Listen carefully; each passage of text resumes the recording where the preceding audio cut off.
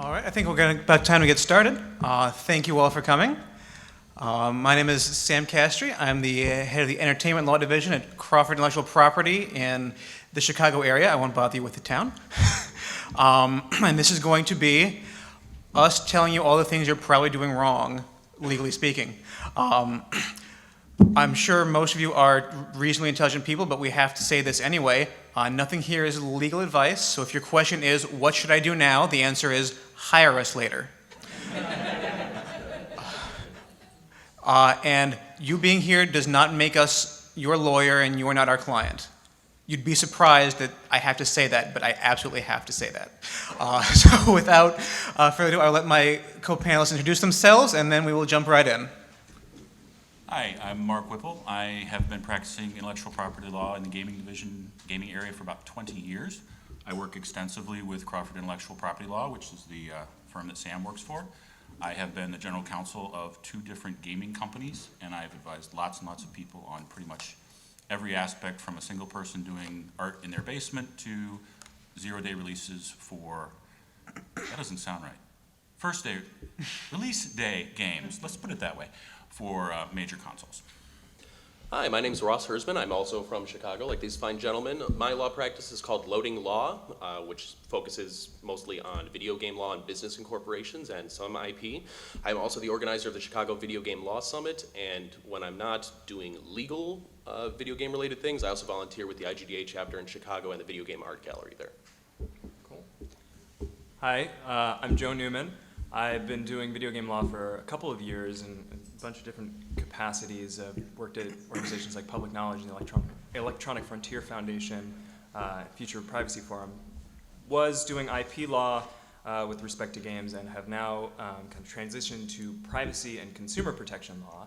I work in-house as the privacy and consumer law specialist for electronic arts, and I've been there for about 2 years, and we can talk about what that entails to some degree. But also, my separate disclaimer from these guys is that everything that I'm going to say at this panel is my own beliefs. It's not a representation of EA's policies or any of that stuff. So I'm speaking on my own behalf and happy to not dish out company secrets.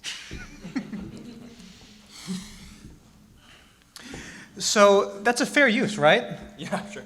No, never. No. So one of the first questions that we always hear is, can I use this content from this popular game that is available and that we all know? Or music, or whatever. Movies or books. Artwork, music, videos, and any kind of copyrightable material. Other people's stuff. I want to use it. Can't I use it? Isn't it a fair use? The answer is hardly ever. No, it's not going to be a fair use. Fair use is what we call an affirmative defense to a copyright infringement. It's a long road to get to that point. Before you can even claim fair use, you're already conceding that you've infringed on a copyrightable work. For those of you who might not know, a copyrightable work is an original work of authorship fixed in a tangible medium of expression. Not using legalese, it's all the kind of media that we just talked about. It's the music, it's the video, it's all of the written words. It could even be colors, just any kind of creative content in a game. Fair use, very tricky thing that we hear about all the time, but very, very seldom can you get away with using something that someone else made by claiming that it's a fair use. The most important point is, we've been pointing out, you have to get sued before you can even raise fair use, for the most part. So if you go, maybe it's a fair use, okay, maybe it is, but the company is still going to sue you, and now we're, $5,000 into litigation before I can even mention fair use. So be aware of that fact. And also, you may have a friend, you may have seen something about this cool new Star Trek movie they're making. Your brother-in-law's best friend's cousin may have done something that, he totally got away with it. That's not you, okay? We're only interested in defending you when you hire us.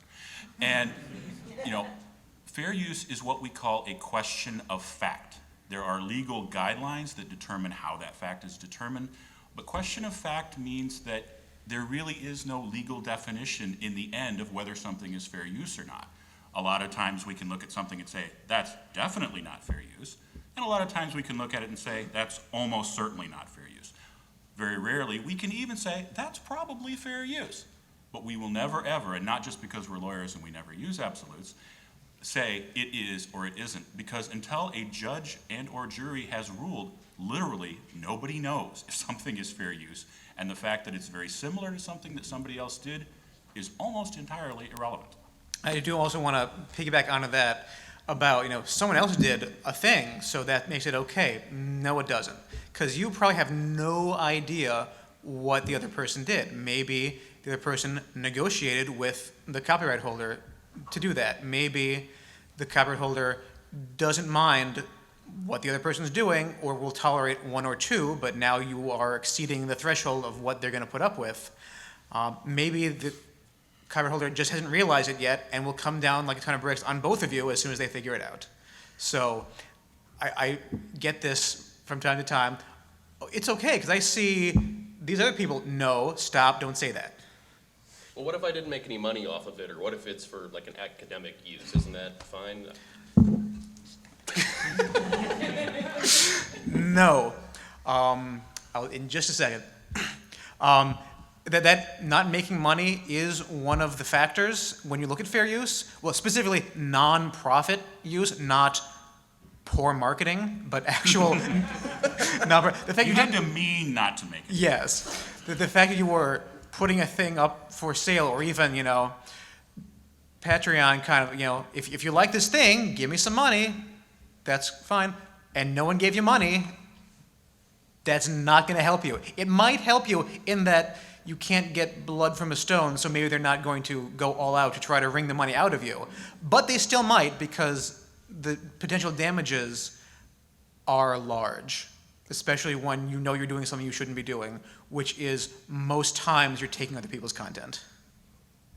There was a question in the back, woman in green. What about the Pretty Woman case and the balancing factors test? I'm not sure I So know. you weren't I sufficiently can't scared reach you before with my pen. I'm going to need you to come up here. Where do we start with that one? I mean, the entirety of fair use is they're all balancing factors. You look at a bunch of different factors, and the judge will weigh it out and say, okay, this looks more like fair use than not. So, I mean, you can look through, and I can see, okay, well, you are just a very transformative academic use, and it's a very dry academic work that's not very creative, and you took 2 lines from a 100-page text, and that looks pretty good. You still might get sued and be $5,000 out before I can say the words fair use. So, heads up. And just again to repeat, fair use is a defense. Not only does it mean you've already probably been sued, it means that the other person has a strong claim against you, and if the other person happens to be, say, Paramount Studios or Microsoft or Disney. Nintendo, all of which some of us have done up with here, they not only care about you taking money from them, they care about you hurting their brand. And they may win or lose, to be honest, often they don't care, because they can and will, and I hate to say this because I've done it, but it's true, they will squash you like a bug. And you can talk about fair use all you want, but unless you have many, many thousands of dollars to get one of us to the courthouse door for you, you need to think really hard about whether this is the hill you want to die on. Great organizations like the Electronic Frontier Foundation, FIRE, other places have helped people with free speech issues, fair use issues, all kinds of things. It can happen, and the little guy sometimes does win. But remember, once you start claiming fair use, the burden is on you. It is a defense. The burden is not on them to prove you did it, because they've already done it, because you admitted they did it when you said it was fair use.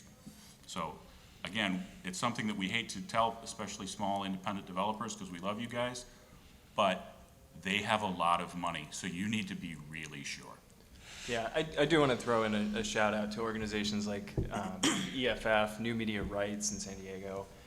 There are organizations out there that will help, particularly young, smaller designers. Most of the time, you can find ways to avoid the problems before they even come up by talking to an attorney, even a pro bono attorney, especially a pro bono attorney, early on in the process. There are resources out to help. Do some Googling. You don't want to find yourself on the opposite end of a lawsuit, but it's as many lawyers will say, it's an ounce of prevention. If you can avoid the lawsuit before it even begins, that's a really, really good strategy. Another good resource that my firm works with sometimes is called Lawyers for the Creative Arts. They're a Chicago-based group that puts people in the arts without a lot of money with pro bono lawyers. So I've done some cases through them. If you're in the Chicago area, that might be a help as well. Okay, before we move on, I actually want to poll the audience a little bit. How many of you would consider yourselves game makers or independent game makers? Okay. And if you would like to be, please also raise your hand. Yes, that is true. How many are artists or musicians? Good chunk, okay. How many people are current litigants? Yeah?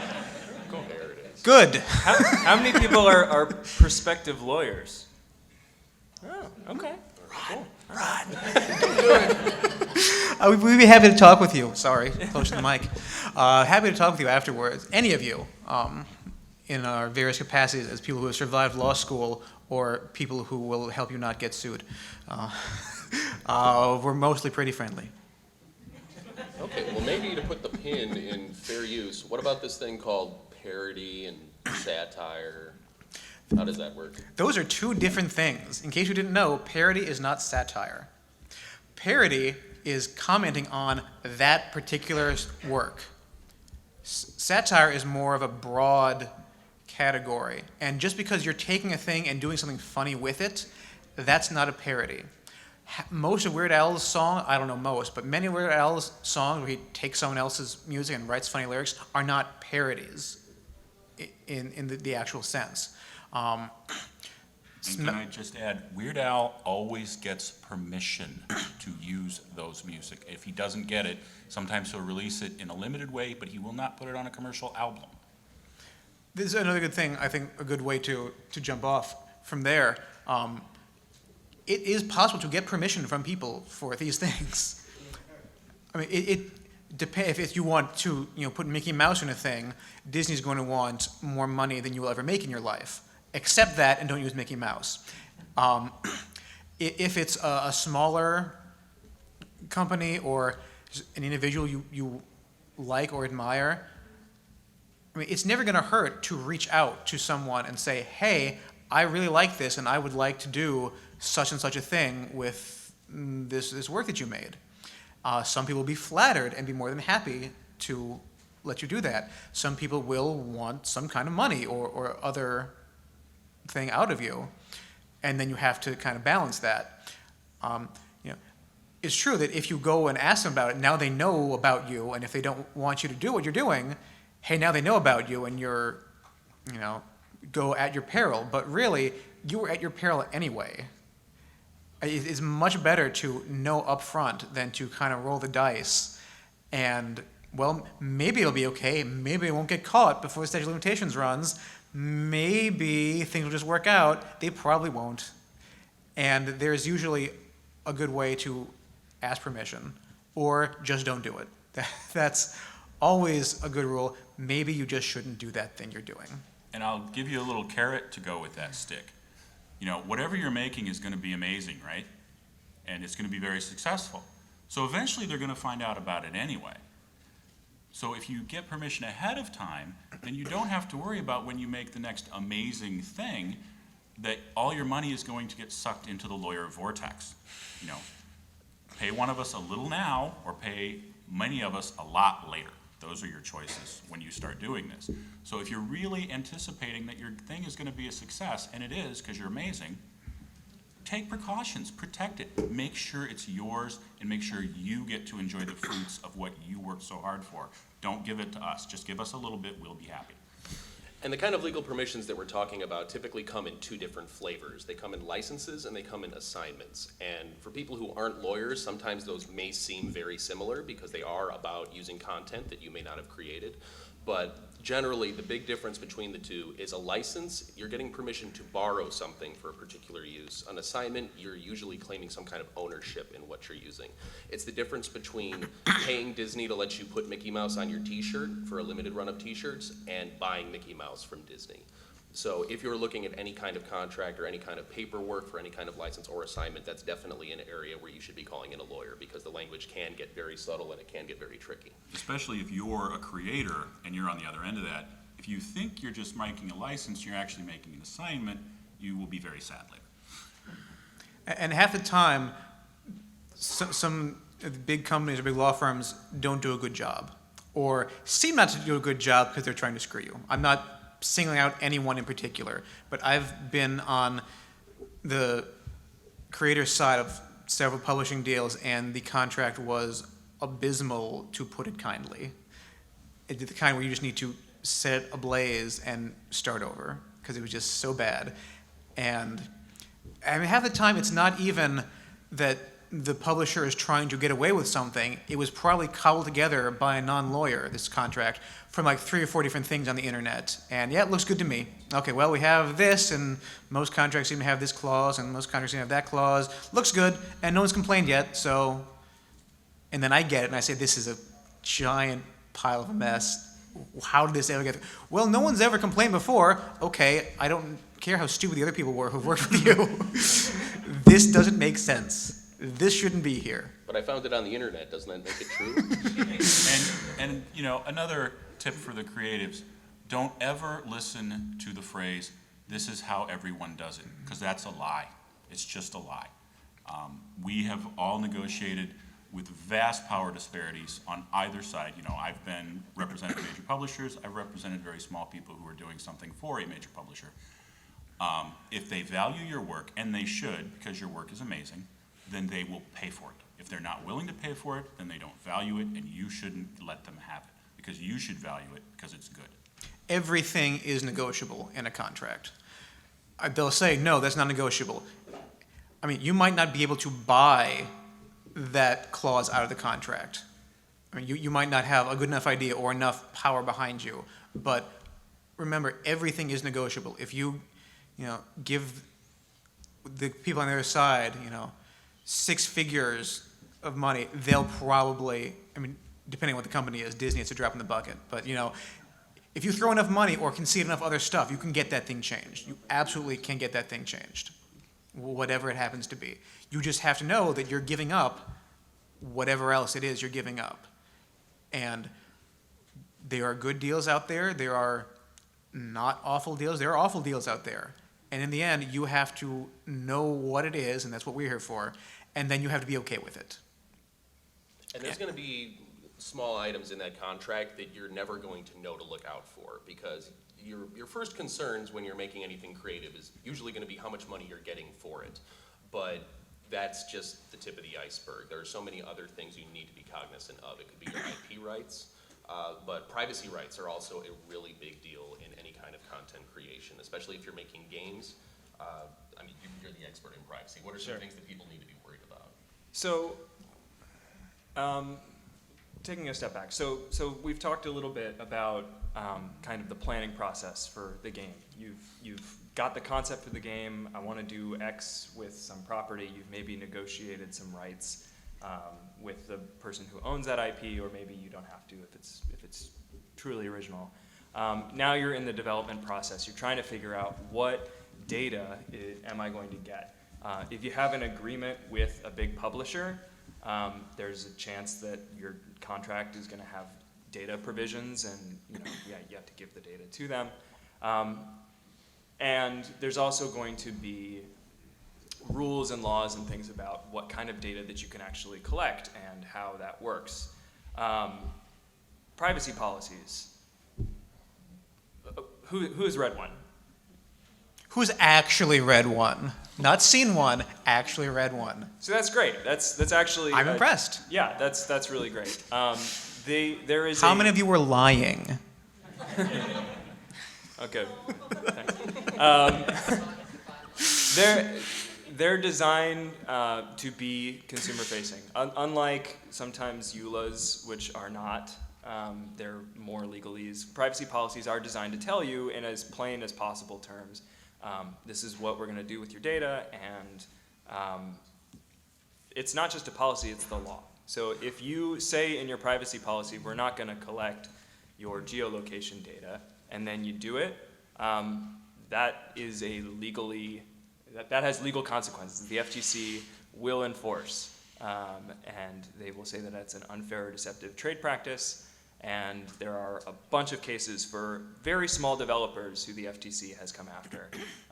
One was an Android app called Brightest Flashlight. It's just a flashlight app, but it collected all this super sensitive data when the privacy policies said it wouldn't. And yeah, that's the kind of thing the FTC is going to enforce against. Last year, I was at a panel, and just a little bit of food for thought. There was a question posed to the audience. It was, and I'll pose it again here. So, between the two options, who would you feel more comfortable sharing your personal information with? A really cool indie developer of like 12 people, or Microsoft? And let's do the poll. Who would feel more comfortable giving their personal information to the indie developer? Oh, that's cold. They need it. They need the data. And who would feel more comfortable giving it to Microsoft? Oh, see, that's totally the opposite of what it was last year, because people were really hating on Microsoft at the time. The reality is Microsoft has the resources and the legal department to actually protect your data. When you are an indie developer, there is a lot more pressure on you to monetize your data. If you can't get people to pay for your app, you can sure get somebody to buy your data, which is why I always caution people, be very careful about the privacy policies for the app that is free, the app that is smaller, where they don't necessarily have the resources to monetize, because that is, for many, many apps out there, and not just apps, I mean, just software in general, data is one of the key ways in which it is monetized. So that's a heads up. But Joe, my app is for teenagers, and I don't take any credit cards, so it's okay if I collect their information, right? Or kids Especially- even. Especially if I just ask. Right. Well, so there are principles of notice and choice. There are when you're getting credit card information, there's a whole series of security and encryption and a bunch of things that you have to worry about. I'm going to pivot a little bit and talk about particularly what happens when you're dealing with users that are under 13. Anyone in this room who is thinking about creating an app for kids, you want to raise your hand? So you scared them off. Oh gosh, I didn't even. Yeah, okay, all right. There's someone. Be aware of the COPPA law, which is the Children's Online Privacy Protection Act. It is really important. It's also something that is being enforced a lot by the FTC. You cannot collect any personally identifiable information from a known underage user without verifiable parental consent. What does that mean? If you know that a user is underage, either because you have an app that's likely to appeal to kids because it's cartoony and it's kid-oriented, and by the way, the FTC makes that evaluation, not you, or if you get actual knowledge that a user is underage through any avenue. So that kid hops on a chat and says, by the way, I'm 8 years old, and you find out about it, you have to act on it. You can't collect any personally identifiable information. It includes things like IP addresses. It's very broad, without verifiable parental consent. And Can I just pound on that for a second? Mm-hmm. Personally identifiable information sounds like lawyer gibberish, and it is. But it sounds like lawyer gibberish that maybe you could make sense of. Personally identifiable information. I know all those words, right? No, you don't. Mm-hmm. If you are going to collect information about your users, you need to consult a privacy expert. Definitely. Because what you think PII, as we put it, is not what it is. What if it's like publicly available? Doesn't that make it cool? No. Oh, okay.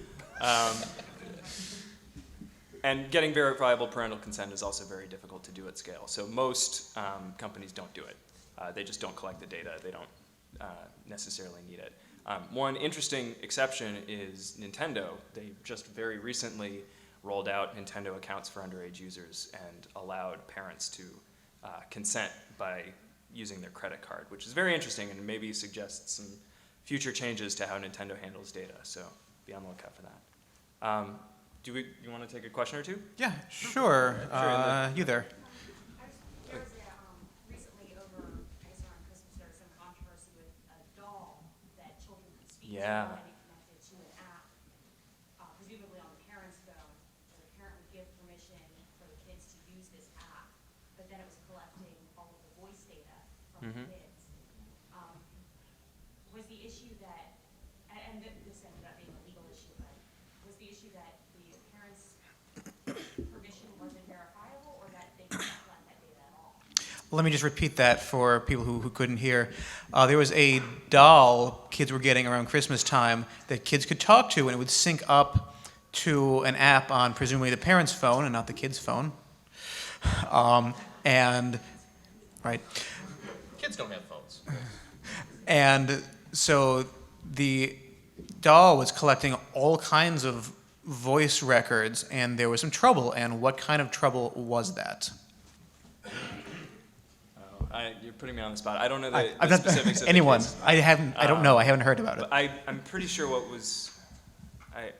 Do you remember do you have the? It looks like you're looking it up on your phone. Do you have- I read the article, Oh, so yeah. I could probably take a shot. Go for it. Go for Please. But, the issue, if I recall correctly, was that the doll was basically listening all the time, and that it was logging an incredible amount of information.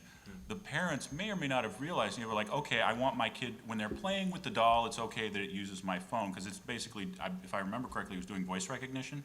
And of course, you can't put voice recognition in a doll, it's going through the internet.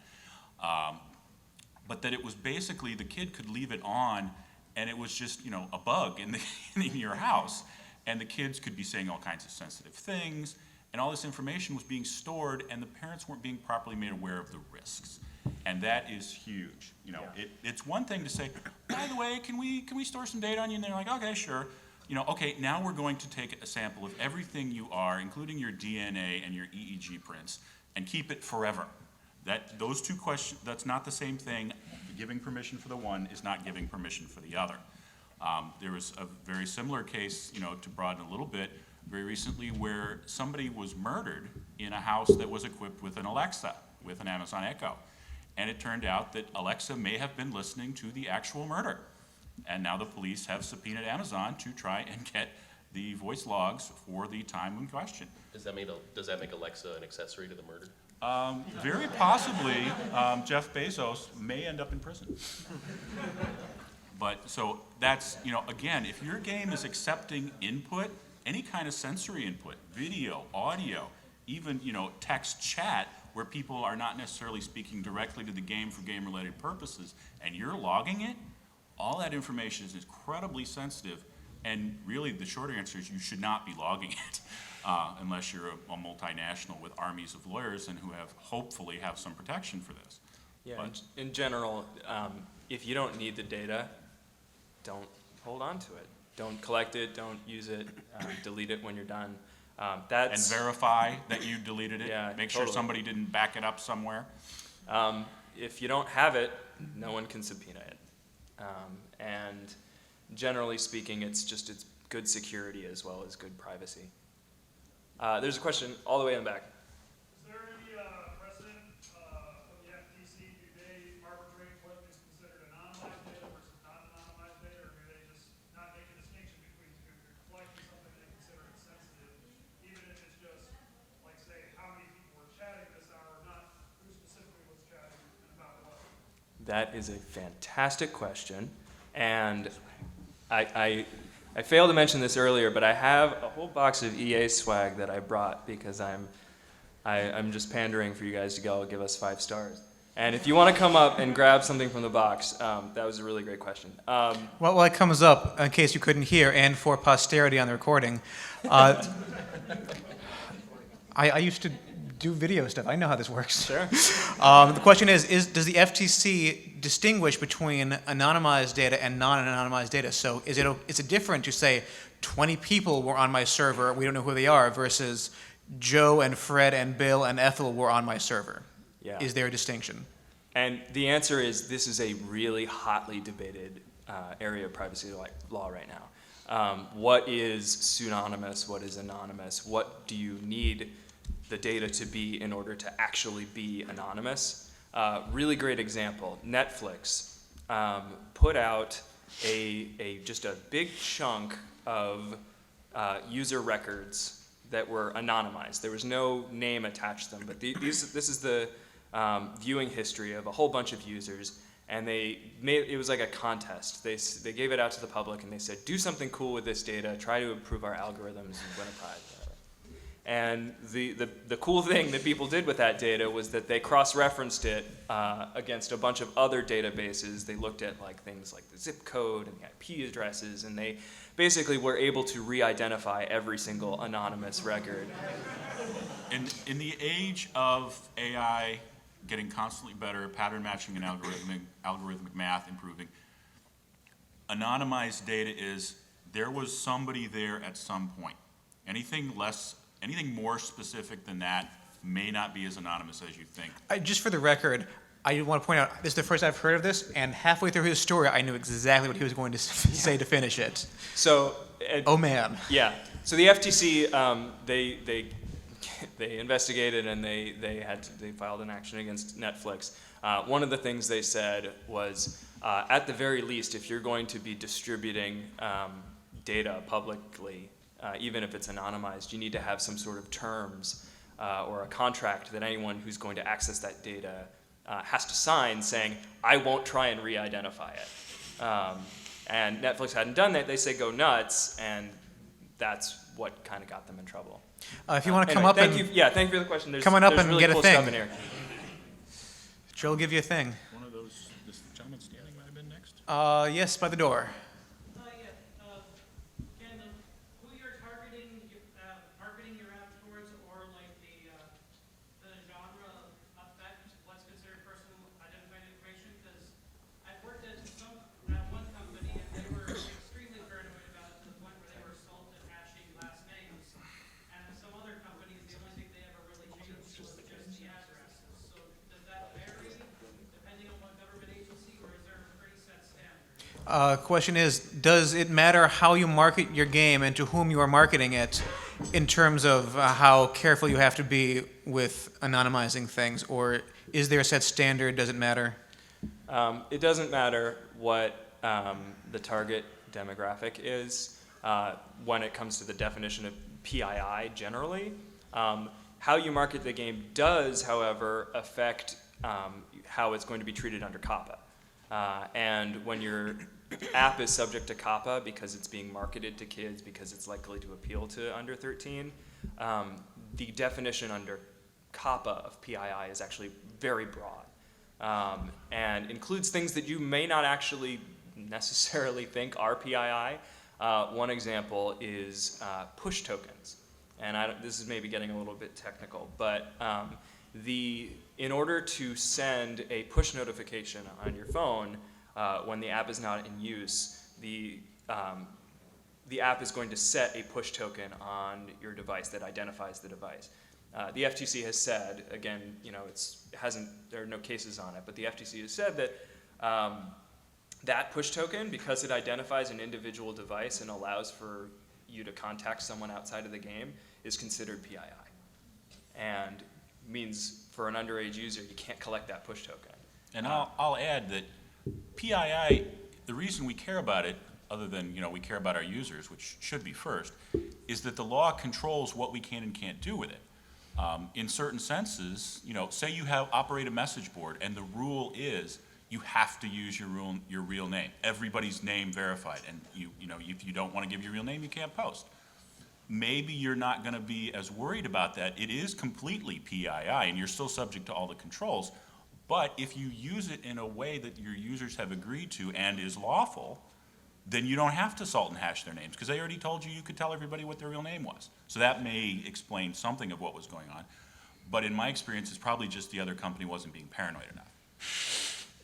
So I have a question. A couple of friends and I want to make a game. We don't need to have an agreement or anything, right? Nah. Ow!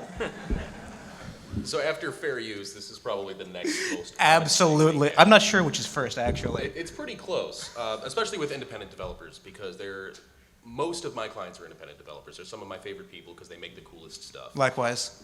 The trouble with independent developers is they don't have the safety net of some kind of corporation to protect their decision making, particularly when they're creating new intellectual property with friends of theirs. They may not know at the outset that they should have things in writing. So if you remember nothing else from the panel today, put it in writing. Whatever you're deciding with your partners, put it in writing. Decide who is going to contribute what amount of creative property to the project, how they're going to own it, if they're going to own it afterwards, how they can use it, if that's an assignment or if it's a license, if something is sold, what cuts are going around. I will add, you may think you so don't bad. have an agreement. You know, it's you and your friend who's an artist and your other friend who's a musician, and you're just going to do this thing. You may think you don't have an agreement. You may think that, well, we'll just do this and it'll be fine. The law will impose an agreement on you, whether you like it or not.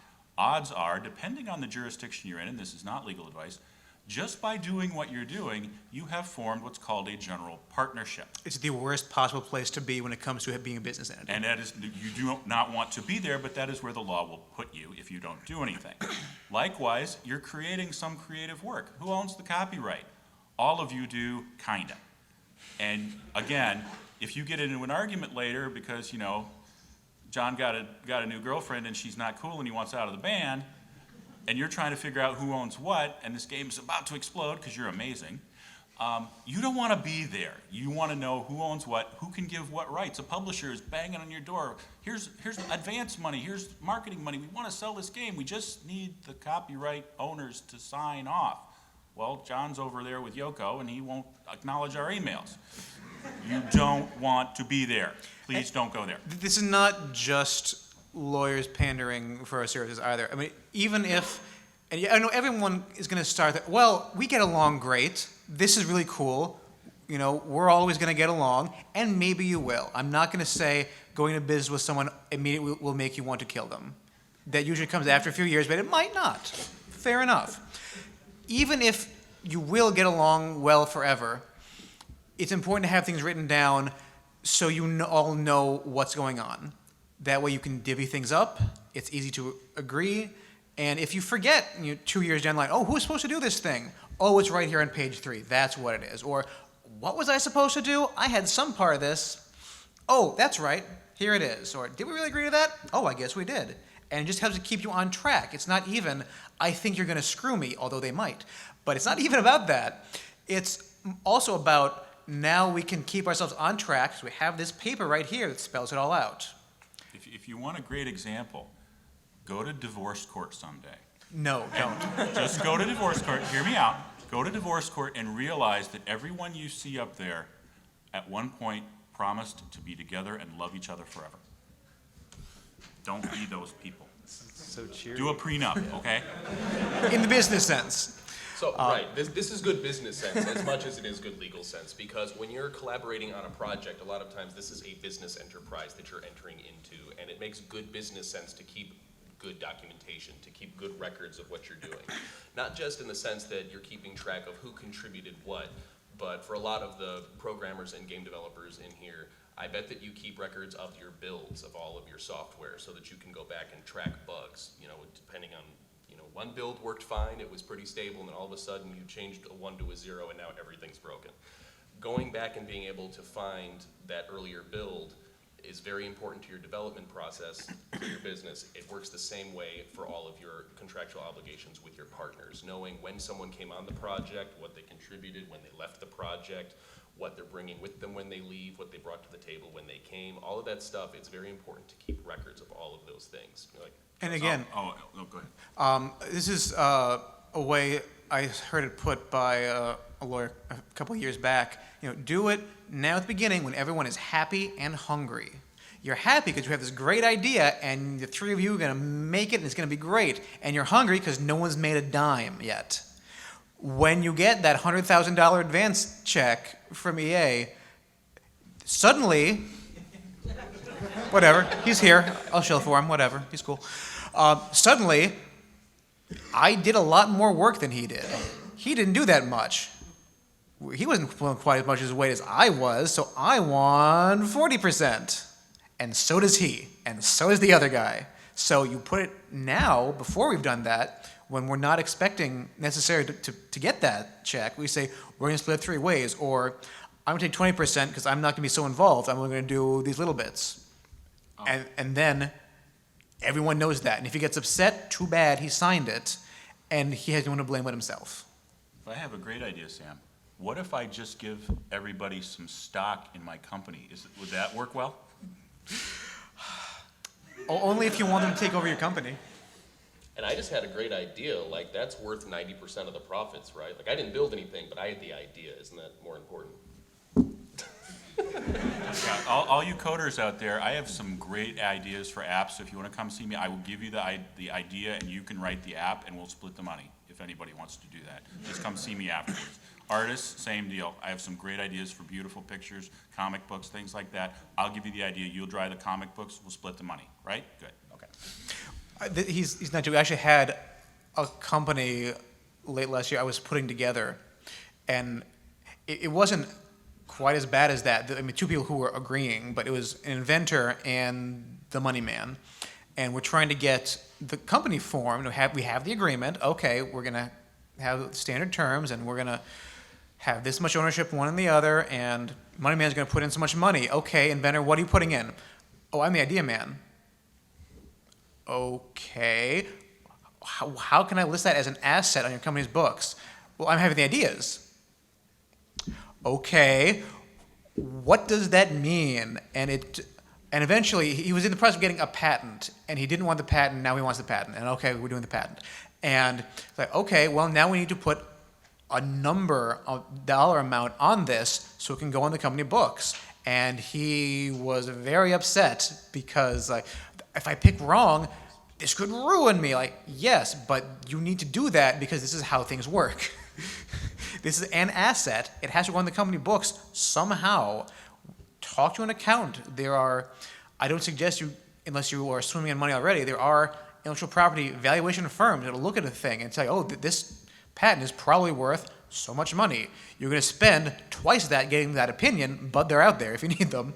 And it was like, I'm the idea man. That is not a useful metric of anything. The patent, good, we can put a number on that.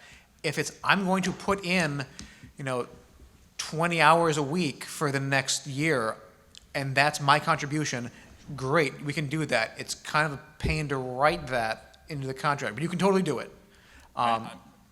No, I was just going to say that was actually a failed attempt to get him to talk about distributing stock. Don't distribute stock. Just don't. If you're going to come and find a business attorney who can help you do it, because even if you've formed a corporation, and even if you had a lawyer do it, now you have a corporation, you have this wonderful little stock book, and I'm like, oh, I'm just going to write out a certificate to this new programmer, and he's going to work real cheap, but I'm going to give him 10%. Please don't do that. I could spend an hour just up here ranting about why that in itself is a really bad idea. Take 2 minutes. If you want to do it, find a lawyer, because it's going to have tax consequences. It's going to have control consequences. It's going to have consequences that, even though I've been doing this 20 years, I might not think of until I've sat and thought about it for half an hour. And if you're just like, oh, look, I have a stock register, 10% to super programmer Rockstar, so he works cheap and gets 10% of the profits, please just don't do it. That's all I ask. there was a question up here in front. I think we could probably just segue to questions now. Yeah, Are we yeah, about time? yeah, we have 20 minutes left. Perfect. Yeah, I got plenty of swag. So. Swag, guys. In front, yes, sir. If you're a lawyer or a prospective lawyer. We are. And you're interested in getting into this space, doing the kind of practice you do, what are the kind of resources that you guys would recommend? Well, come on up, Scott. This is our friend and colleague, Scott Kelly, who is going to tell you about something you might want. All of you. So I'm Scott Kelly. I'm a patent attorney with Banner & Wyckoff here. We did the patent panel yesterday and sort of covered that side of it.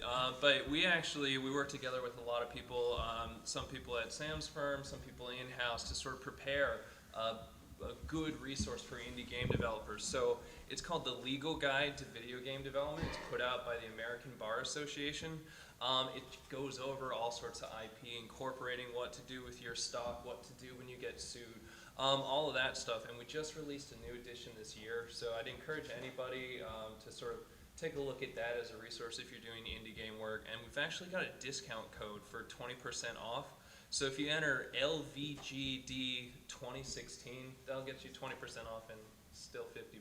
But We'll have the paper up here if anybody at the end. Yeah, in case you in the back didn't hear that, it's the Legal Guide to Video Game Development, put up by the American Bar Association. Enter coupon code LVGD, that's Lima Victor Golf Delta 2016, and for 20% off. It's a good thing. Anytime we can get legal information into your hands, it's a good thing. All right. Anytime. Yeah. All right, in the back there with the teal shirt. So I'm hoping that might also explain, there's these gaming engines, for people who aren't the best at programmers, but they want to get their feet wet, and you can pretty much put together a game with your more art, have better art skills, music skills, and programming skills. The things that I found as I'm looking at that is some of these game engines don't advertise that they have licensing agreements with third-party tools that will not transfer over to you when you are developing your game, such as like MP3 sound files, for example. If you include an MP3 sound file, you don't have the license to use that for distribution. How do you avoid those pitfalls? So certain game-making engines, you can use to, I don't mean the direct way, but quickly slap together a game. Might be a very good game, well slapped together. But we'll have licenses they don't disclose with third parties, such as use of MP3 format technology. And now you've done that, and now you're in trouble. How can you avoid that? If they're not, a lot of it is going to be read the contract, read what the licensing agreement is, what the terms of use are, and sometimes those will be in there. If they're not, there's not a whole lot you can really do other than complain vociferously to the game maker engine, and they might be also, I mean, they have an incentive not to do, to be upfront with you, because now they're contributing to your infringement of the third party's intellectual property, and that's bad for them. And I'll say that that can and does happen Yeah. to everyone. One of my former clients was in a case that happened very similar to that. Of course, it was before they hired me. That went so spectacularly wrong for them that it is actually taught in law schools as an example of what not to do. And part of it was that a contractor delivered an infringing piece of content to them, despite having warranted that every piece of content was original, and in fact was not. So my client got sued for contributory infringement. Well, actually it was direct infringement because they didn't really do much with it. And they had him dead to rights. And of course, as soon as they realized what had happened, they were sensible and they settled. But it was not a good place to be. So like you said, you've got to read it. But otherwise, if they put stuff in there and tell you you can and you can't, sadly, that's kind of on you, which is why you need a corporate entity. Yeah, that bad thing to segue into briefly. I mean, I have three things, there are more, but three definitely key things you'd always have when starting a new project, especially a game. One of which is figure out what kind of corporate entity you're going to be, what kind of business entity. Maybe you need a corporation, maybe an LLC. It's possible that you just being you as a sole proprietor and no protection is what's going to fit for you. I doubt it, but it's not wholly impossible. But figure that out and then do it. Like, before you get much else going on, do that. The other two are some kind of independent contractor agreement and trademark search for whatever you're doing, game name, business name, just to see what's out there, to make sure you don't have to change your name 9 months in after you get a nasty letter from someone who's been using that same name for the last 2 years. That was a great question. If you want to come up and get some swag. Do it. Yeah. There was a fellow there who's now he's not looking up, but he had raised his hand did you have a question, sir? Because you've raised your hand 6 times and somehow you always get skipped, so I want to get to you. So I have a question about the PII and usage metrics. Don't. All right, next question. No, go ahead. Go ahead. When you have a game and you want to improve the performance on it, so say you have a massive server farm, you have an RPG like World of Warcraft, you're tracking who's logging in from where, because what set of servers in the right places, maximize bandwidth. You want to figure out what people are doing on their accounts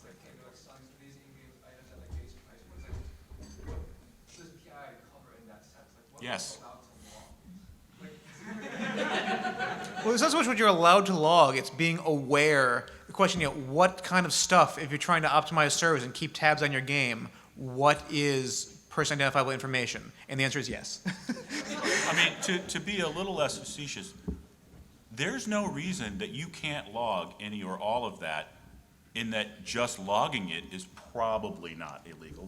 I could probably come up with some weird thing where it was, but the question is, how are you protecting it, and how are you using it, and how are you exposing it? If those are the three things that determine whether your use is okay, not merely the fact that you logged it. And I'm going to let the experts swing at that. Yeah, so there's a little bit more nuance to telemetry collection in general, and we can actually talk a little bit more about this afterward. But there's some laws in the EU. There's this EU privacy directive. There's also the EU cookie directive. Wait, what do you want to pause there? European Union privacy law is different than American privacy law. So if you are selling outside the U.S., that's another whole issue. Don't check all the boxes on Steam or the App Store unless you really know what you're doing. Just check U.S. Yeah. Well, Go ahead, yeah. Joe. Basically, so the e-cookie directive at a high level says that if you're going to place anything on a user's terminal device, meaning their phone, their computer, whatever, that is used for tracking, so that's even just a browser cookie or something like that, you got to get their consent. And that, for a lot of games in the industry, means that you're giving that consent when you agree to the privacy policy. So another really important reason to put a lot of time and effort into your privacy policy and make sure that it is the very, very first thing that users do when they start the game, is that they accept the privacy policy. I'm going to segue a tiny bit and just, who here has encountered an age gate when they start a mobile game or any game where it says enter in your age? Who here knows what they do? Okay, so Perfect. That there is a reason for that, and it is entirely relevant to COPPA, which we were talking about earlier. If you know how I said that in a game that is going to have, it's not necessarily directed at kids, but there might be kids playing. One way that you can be compliant with COPPA with respect to the kids is that you have an age gate. It means that anyone who says that they are under 13 in the US, though other countries have different thresholds, they're actually getting a different game. Sometimes it is dramatically different. The game that you're getting, if you enter in your age as under 13, you're not going to get the same level of social features. Facebook won't be available to you, assuming that whatever app you're looking at is doing it right. So pro tip to everybody, if you want to experience the full game, and just give an accurate age, because it actually does make a difference. So hopefully that gives you all a little bit of gaming knowledge going forward. I want to double back to the question about resources for people who want to get in this sphere, because we shilled for Scott, but we never really... And by all means, please do buy the book. But other things you can do, how I got into it, I mean, I play a lot of games, and I initially got into it because a friend of mine got ripped off by copycats online, a thing she had done, which kind of pointed me in this direction. But what really got me into it was going to a bunch of meetups for indie game developers. And I show up and I'm the token lawyer, and I quickly determined that, and you might, judging by the crowd size here, this might be borne out, game developers don't know a whole lot about the law oftentimes. And to be fair, you don't have much reason to. Yeah, that's not your job. Don't divert energy into it. It's not your fault. Just pay us a little money and you're fine. On the other hand, there are some things you need to be aware of, like without even us having to be there. You need to be equipped with some information, and most people aren't. And that's, again, not your fault, but it will screw you despite your best efforts. So that was the thing that worked for me, just going there. I took a bunch of classes in law school related to, intellectual property. There was actually a seminar in video game law I got to take. Don't expect that everywhere, but that was pretty fun. Anybody else want to? And if you're in Chicago or can get there at the appropriate time, the Video Game Law Summit is awesome. And it's definitely aimed at both lawyers and developers and others in the industry. Yeah, so this is a conference And that their we've done. and their website is good too if you can't make the conference. It is. So the conference, we've been doing it for 2 years now, and we bring in both industry professionals who are not lawyers, who might be business professionals, they might be accountants, they might be game makers themselves, and some of the best game lawyers in the industry. A lot of people on this panel have been there. And we talk about all manner of issues related to video game law. And the website for it is cbgls.com, and the past 2 years have been recorded and they are on YouTube. So that's a great place to kind of get your feet wet if you're interested in either learning more about legal issues that we touched on today, if you want to be a video game lawyer, or if you are looking for a brush up on some issues. We talk about privacy, copyright, trademark, all manners of IP, data protection, kind of everything we've talked about here so far. Or you could just slap the letters EA on your app and Joe will give you an education for free. By the way, if you want to come up and get some swag for the these are all privacy great questions. questions. Yeah, really great question. Third row, you with your hand still up. Yes. When it comes to differentiating your work from something else,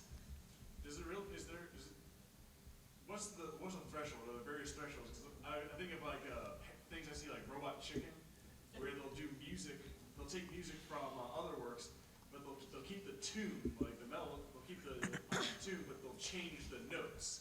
So like it's clearly Star Wars, but not Star Wars. So what's kind of boundary for? That's a special art. If you all play it unto on a itself. kazoo, it's always okay. Or ukulele.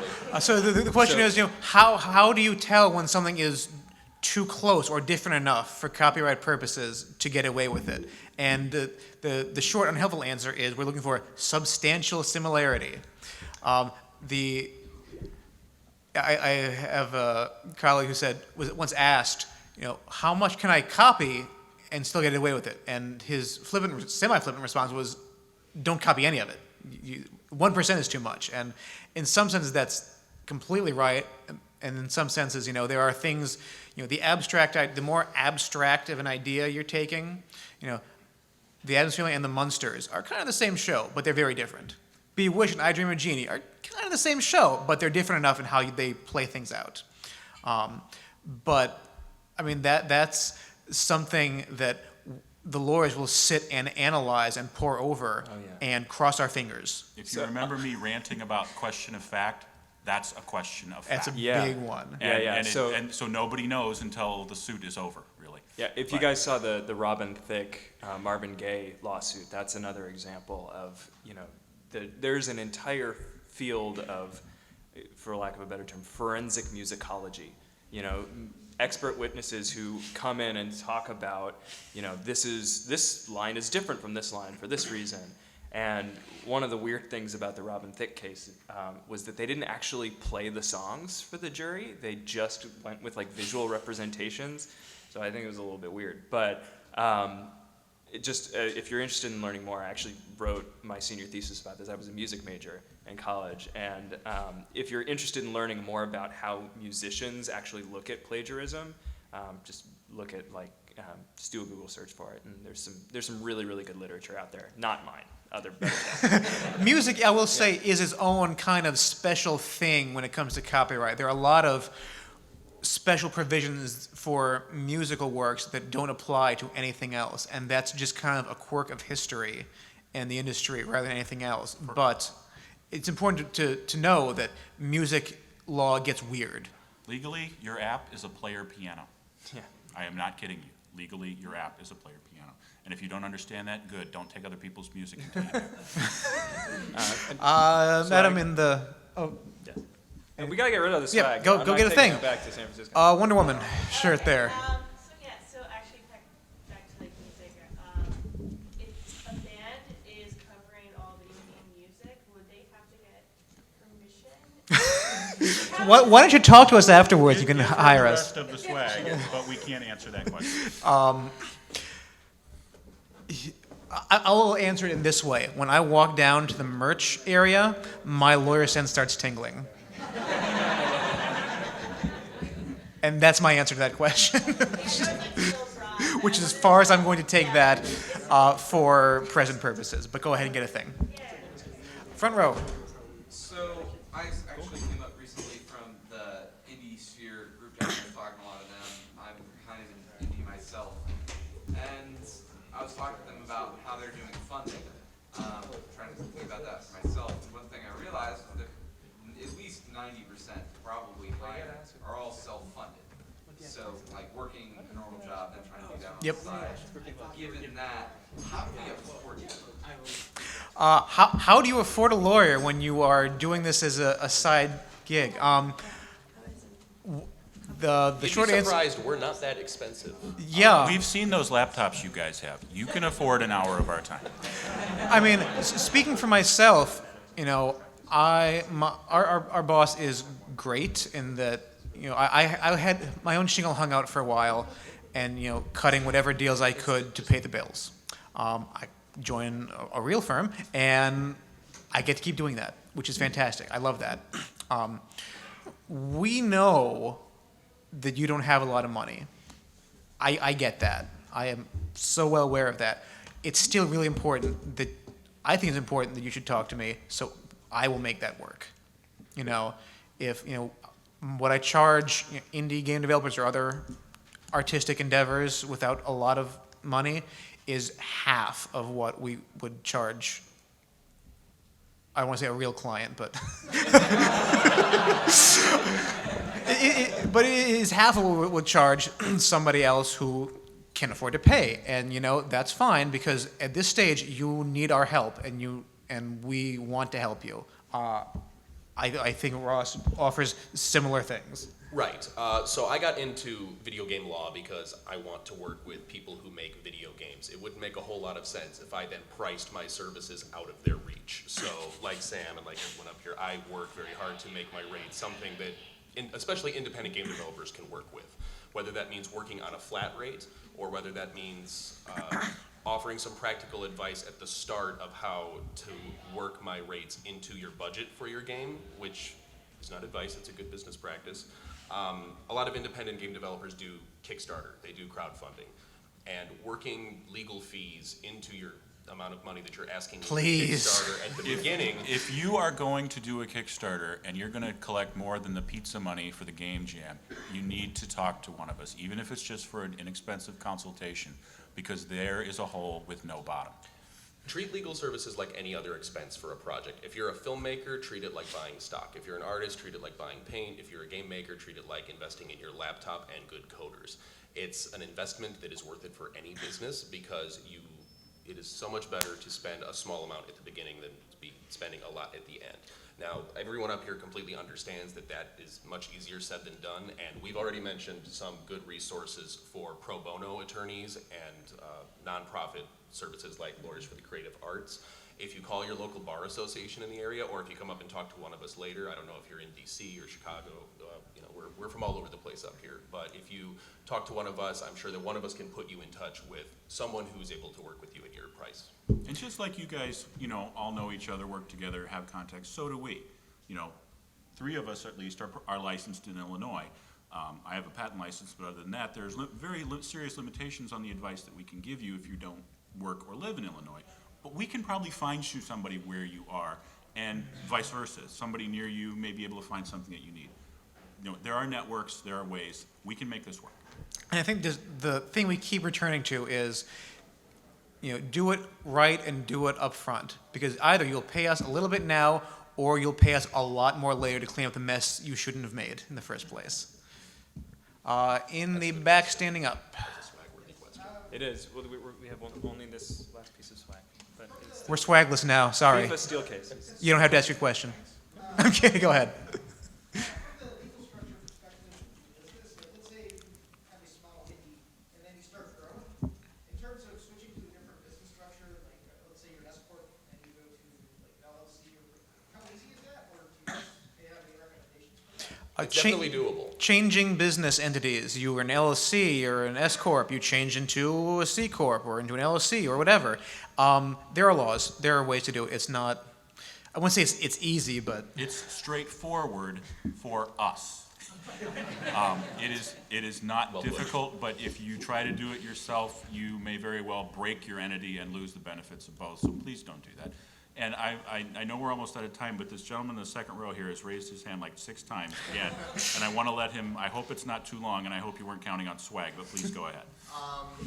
How does copyright law apply to game mechanics? Okay, now I'm really sorry I let you go. That's a that's a good question, though, so come find us after and we can. How do copyright apply to game mechanics? Short answer is it doesn't. The longer answer is some courts got it wrong. Yeah, it really is pretty much fair. And that infamous case I told you about, that was the question, one of the questions, so. Yeah, typically, if you're going to get game mechanics, it's a patent. And if you've been to Scott's panel yesterday, you would know all about that. Hopefully you did. They shouldn't be. There are a couple bad cases out there that say, yes, they are. They may or may not even apply in your jurisdiction. Don't anticipate them. Sam wrote a paper on that, so. That's true. Over here, green sweater kind of thing, glasses. You, point to your head. So I want to pick up on 2 strands of things that have come up in the questions. Oh, we don't have time for that. Substantial similarity is difficult to assess, and it's not game developers' job to know the law. It might not surprise people to know then that in the game development process, there are probably texts or emails out there that say, no, we should make our game look less like this and more like insert name here. How important is it to have a data, with that in mind, how important is it to have something like a data retention policy? And what can you guys do as a team to help us put that together? Okay, so the question is, substantial similarity. What if you have an email out there saying, oh, we should make our game look more like this new hit game? What do you do about that in data retention policy? Again, now we're getting into, how similar is it? Oh, now we're making it. We're putting a ninja in because ninjas are cool. Okay, well maybe that's fine. If we want to take this game mechanic, maybe, but then we're probably talking patents, and you can't afford a patent search, so good luck. It's going to depend on what it is and what you're doing, and that's when you're talking to us and say, hey, I want to make my game more like this game. There are perfectly legal ways you can do that. There are perfectly good ways you can do that. There are perfectly terrible ways you can do that that will cost you everything.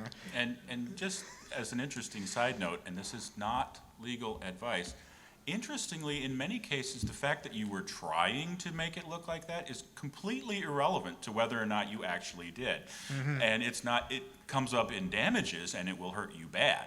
But as far as whether you actually infringed, what you were trying to do is often actually totally irrelevant. To answer your question about the data retention policy, every company has its own data retention policy, but I'll tell you what's cooler than a data retention policy. Attorney-client privilege. It's really great. Yeah, if you come to me and say, I want to make my game look like this new hit game, I want to do this, how would that be okay? And I say, whatever, no matter what I say yes, I say no. Then they say, hey, did you want to make it look like this hit game? I mean, there are limits to privilege. I'm probably giving too broad, but you can say, I'm sorry, that's privileged. What were you thinking when you were trying to make this game? What were you thinking? I'm sorry, that's privileged. We can't help you break the law, but we can tell you how far you can bend it, and nobody can make us tell you what we said. Yep. Right. That's when talking about the retention of the stuff. I mean, you want to, if you involve your lawyer in a conversation seeking legal advice, that's most likely going to be privileged, and that's kind of the benefit of having a lawyer in close contact with you in-house. Just CCing a lawyer is not necessarily going to help. Don't CC us on every email that your company sends. Because we don't want to know. It'd be bad for us to know a lot of stuff, probably. But if it's like, hey, we want to do this legal thing, let's get the lawyers involved. Beautiful. Yeah. How are we doing on time? I want to make sure everybody. We're over time, but I don't care. I don't think anyone's outside. So. I'm running this show. I don't care. We'll take another couple more questions. Very end here. And I'll take one from the back, don't worry. I had a question relating to more of a curiosity when you were talking about age gates. So every 12-year-old thinks that they're way mature for their age. So if a 12-year-old decides to say that they're 22, and then their parent gets really, really mad at whatever the website or app or game was, I guess what can you expect the outcome of that to be? Are you as the game maker in trouble because Sure. you let them do it? Or? Yeah, that's a great question. But I had more swag. A kid lies about his age. How screwed are you? Go, Joe. Yeah. Also, for everybody leaving, thank you for coming. Yes, thank you so much. Thank you. We'll still be here for a while, so. Feel free to So stick the- around or get out if you Yeah. have to. That's fine, we understand. The FTC has weighed in on this because it is an issue. Kids will lie about their age. It's not the game maker's fault if they don't. I mean, if a kid lies about their age and there's no way for the game maker to know, so they can gonna just take you at your word. That being said, if the kid or the parent comes at you later and says, actually, no, this kid is 8, you need to have the you have to have the ability to then delete the stuff. And also, that is really bad for your brand when it gets out. I've been on the end of that, and I'm sure your company has too. That, you know, it's not your fault, but it is your problem. Yeah. And so obviously it's going to happen. There's nothing you can do. You know, document your age gates, make sure that you can show that you acted reasonably, but otherwise, you know, try to ameliorate it. That's a really good time to talk to your lawyer about how can we make amends without admitting guilt. Yeah, one of the biggest things my day-to-day at EA is talking with game teams to sort of build this branching logic for these games. It's harder to make a game that is a general audience game, particularly on mobile, because you do have to have a different experience, and you have to have different data collection. You have to treat that different data differently, and that has to be sort of built-in privacy by design. Again, it's a great reason to talk to a lawyer ahead of time. This is like an ongoing, like as the tech advances, I mean, personally, it makes my job really interesting because you have to really get into the weeds and talk about, okay, how is this pipeline, this flow gonna work? Where is this data gonna go? When you're dealing with a company as big as EA, where they have these big central repositories of data and all these coming in from different games, there are a lot of really interesting technical questions that come up. And when you're making a game that's going to be subject to COPPA, it definitely makes it more complicated. We'll take one short question from the back. You over here, looks like a Pikachu on your shirt, maybe? Yeah, you, look at your shirt. Not a Pikachu, okay. Go ahead anyway. So, more specifically about fan games, there are companies that have policies where, like Nintendo, where they'll just sue you if you close. There are companies where you can reach some kind of agreement with them. What about companies that have sort of a general fan works are okay if you're not making money policy? Can that be rescinded later? Can they retroactively say if that policy wasn't on paper, no, now we're going to sue you even though you made this thing 5 years ago, which was kind of implying it was okay? I'm thinking of Star Trek. I'm thinking of all the Star Trek fan series that are out there. If a company has a policy that fan works are okay, as long as you don't try to monetize it, how binding is that? As long as you can show that they gave you that kind of permission, it doesn't have to be in writing, although that would be really great, then you're okay for the stuff you did beforehand. If they rescind that, they've rescinded it. Act accordingly.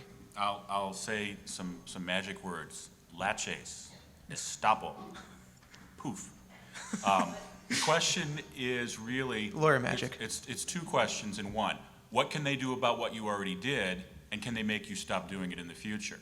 The answer to the first one is, as long as you have some reasonable demonstration that, they indicated it was okay, they probably can't take your house away from you.